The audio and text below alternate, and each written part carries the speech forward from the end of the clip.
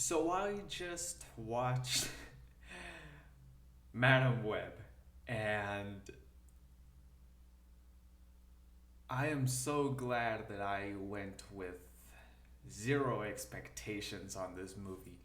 I was a bit intrigued and I was kind of excited of the story and all of that. But then the reviews came out and all these YouTubers saying that the movie was bad and all. And I didn't want to believe that. I was like, I want to give a chance to this movie. And I totally regret it. Okay, so I'm going to start with the good stuff because the movie might be terrible, but I did want to try to grab out like the good stuff still. So they have good practical suits. And as in practical, that they actually have the suit on. They're actually wearing the suits compared to like, like in let's say Captain America Civil War, where Spider Man is wearing a CGI suit, or the Infinity War suit with the Iron Spider. Suits which are not actually made. I think my favorite suit of all of them is Sydney Sweeney's Spider Woman suit. I don't remember the name. I think it was Julia. Uh huh. The soundtrack is something I actually kind of liked, and there were some moments in which I was actually paying more attention to the music than the actual movie. Or I liked the I don't even remember the villain's name. Ezekiel Sims. I don't think he has like a Spider-Man name or something. I think he's just Ezekiel. I don't know. But his theme was pretty cool. I liked it. It was like kind of like a dark evil theme, so I guess it was okay. So yeah, this movie is kind of like, it's a superhero movie, and superhero movies tend to have like a lot of jokes now. So yeah, most of them didn't even make me laugh, but there was one. Yeah, there was a train joke in which a guy gets in the train with Madame Web's character, with Madam Web. And the guy is like, "Does this train go to I don't remember the name, but he was like, "Does this train go to somewhere?" And she was like, "I hope not." I don't know. It might be a stupid joke, but it made me laugh. And then we see this guy again in the same train, I believe, and is like, "Am I in the wrong train?" And she was like, "I don't really know." So that was kind of a funny joke, or it was funny for me. I don't even know, man.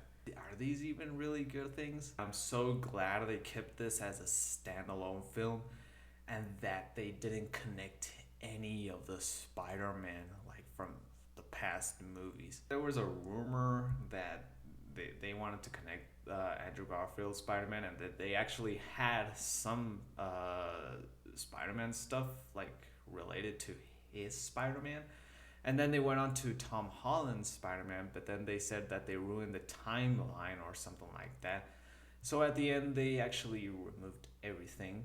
So I am actually glad that they didn't keep any of that if it was actually real. Because this movie is just, I really don't even know what to think about it. Basically, Dakota Johnson was lying when she said, what did she say? I know you're gonna like Madam Web. In fact, I think you gotta see it twice. I am not watching this again. Despite having a great cast, I'm not gonna lie, the cast was wow. It was a pretty good cast in my opinion, and all of that just went to waste. So yeah, I'm not watching this again. So now let's go to the bad, which I'm pretty sure everything is bad. Like I said, what I just said that was supposed to be like the good stuff for me, I'm reading it out loud. It's just like, I don't think it's good enough. They ruined Uncle Ben's line. The Uncle Ben, with great power comes great responsibility. So now the guy who actually says it is this, I don't know, this Peruvian guy that's in Peru in the Amazons or whatever.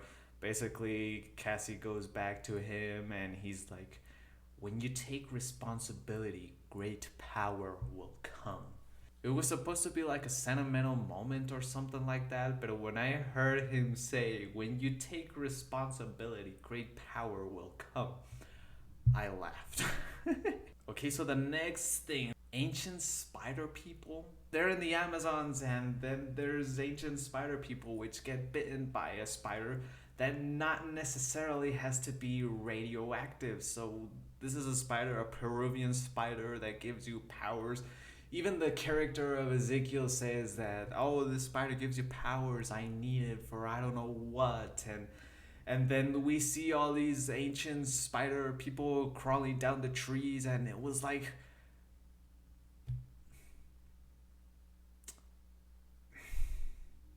another thing that I found super annoying in this movie is the eternal mention or the eternal references to Peter slash Spider-Man, and they mention it or they reference it, but without even saying it. So there's this scene where Mary Parker, or well, maybe not Mary Parker yet, but Mary is in a baby shower and she's like, "Do you want to know the name of the baby? What's the name? Guess the name. Guess the name." And then she's going like, "Oh, the name is," and then it just cuts to something else, and I'm like, and I'm pretty sure all of those who watched the theaters were the same way as me.